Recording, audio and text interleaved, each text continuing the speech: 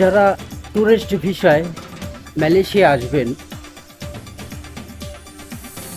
তাদের জন্য ভিডিও থাকছে বিস্তারিত।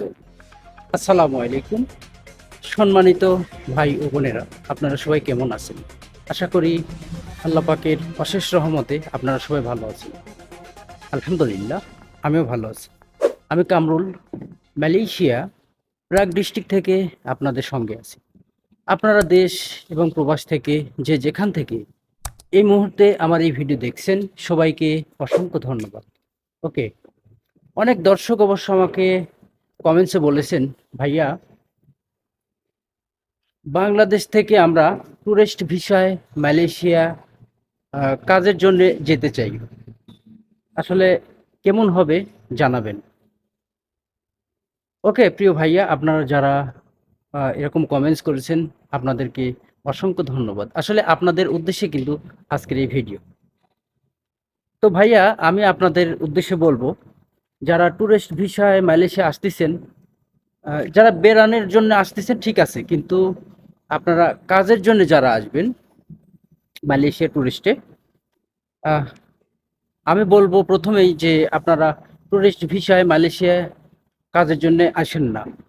তার কারণ যারা কলিং ভিসায় মালয়েশিয়া আসিছে আপনারা জানেন, অনেকের ঠিকমতো কাজ কাম নেই, ওভারটাইম নেই, আর অনেক কোম্পানিও কিন্তু ব্যাংকড আপ হয়ে গেছে।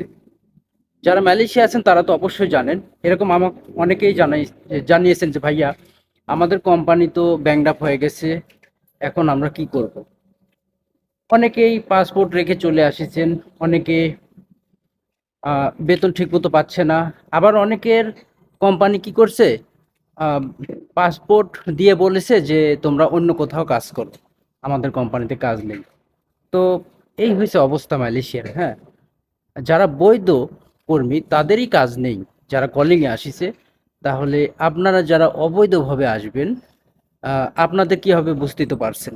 তো আমি আপনাদেরকে পরামর্শ দিব, যারা ভাবছেন যে মালয়েশিয়া ট্যুরিস্টে এসে কাজ করব, আমি আপনাদেরকে পরামর্শ দিব আপনারা আসেন না। হ্যাঁ, মালয়েশিয়া কলিং দ্বীপে আপনারা জানেন পাম বাগান এবং রাবার বাগানে আপনারা আসতে পারেন, যারা পরিশ্রম করতে পারবেন তারা। আর যারা লেখাপড়া করেন, কোনো কাজ কাম করেন না, তারা আসলে কষ্ট হবে। তো আমি যখন বলি যে ভাইয়া আপনারা ট্যুরিস্ট ভিসা মালয়েশিয়া আসেন না, কাজ কাম নেই বা অনেক সমস্যা আছে, অথবা মালয়েশিয়া ইমিগ্রেশন পুলিশ যদি আপনাকে আহ, অপরাধী ধরে তাহলে আপনাকে জেল খেটিয়ে দেশে বাড়ি বাড়ি যেতে হবে। তো এরকম যখন বলি, অনেক দর্শক অবশ্য আমাকে কমেন্টসে বলে যে আপনি আসেন কেন মালয়েশিয়া, আপনি মালয়েশিয়া থেকে চলে আসেন।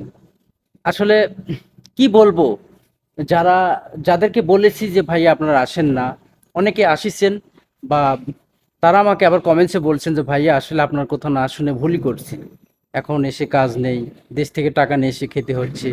তো এরকম অনেক সমস্যা আছে। এই জন্য আমি বলবো যে আপনারা অবৈধভাবে কেউ মালয়েশিয়া আসেন না। যদি অন্য কোনো দেশে যাইতে চান যাইতে পারেন, যদি ভালো হয়।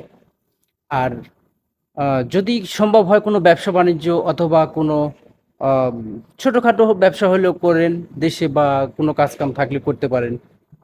তবে আমি বলবো এত টাকা দিয়ে মালয়েশিয়া টুরিস্টরা না আসাই ভালো। তার কারণ যেমন আমাদের এই যে এটা কি আমার পিছনে এটা দেখছেন কোম্পানি, হ্যাঁ, কোম্পানির ভিতরে আমি ভিডিও করছি। এই কোম্পানিতে আমি কাজ করি 2013 সালে মালয়েশিয়া এসেছি, এখন 2024। তো এর আগে রাত 10টা 12টা কাজ করতাম, এখন রেগুলার 4:30। অর্থাৎ আগে রেগুলার 5 ঘন্টা ওভারটাইম ছিল, এখন কোনো রকম ওভারটাইম নেই, শুধু বেসিক। তো 1500 রিঙ্গিত বেসিক বেতন দিয়ে কী করবো? যদিও সামনে নতুন বছরে বেতন 200 রিঙ্গিত বাড়বে, তো 200 রিঙ্গিত বেড়ে কি হবে বলেন যদি ওভারটাইম না থাকে? তো এই হয়েছে আমাদের অবস্থা ভাইয়া। কি বলবো। তো যারা এরকম কমেন্টস করেছেন যে ভাইয়া আমরা অবৈধভাবে আসবো বা টুরিস্টে আসবো কেমন হবে, তাদের উদ্দেশ্যে অবশ্য আজকের এই ভিডিও। তো আমি আপনাদেরকে পরামর্শ দেব, এখন বর্তমানে না আসাই ভালো। আর আপনার টাকা দিয়ে আপনি আসবেন, এটা তো আমার কিছু করার নেই। তারপরেও আমার যেটা সঠিক তথ্য দেওয়ার কথা আমি দিলাম। ওকে প্রিয় দর্শক, আশা করি আপনারা যারা কমেন্টস করেছেন আপনাদের রিপ্লাই পেয়ে গেছে। আমার একটি ছোট্ট পেজ আছে এবং আমার ইউটিউব চ্যানেল থেকে যারা দেখছেন আশা করি আমার চ্যানেল সাবস্ক্রাইব করবেন এবং মালয়েশিয়া সঠিক তথ্য নিত্য নতুন ভিডিও পেতে সাবস্ক্রাইব করে পাশে থাকা যে বেল বাটন আছে বেল বাটনটা অন করে দিবেন, যাতে করে আমি ভিডিও আপলোড দেওয়া মাত্রই আপনাদের কাছে পৌঁছে যায়। ওকে প্রিয় দর্শক, আজকের মতো বিদায় নিচ্ছি। আল্লাহ হাফেজ।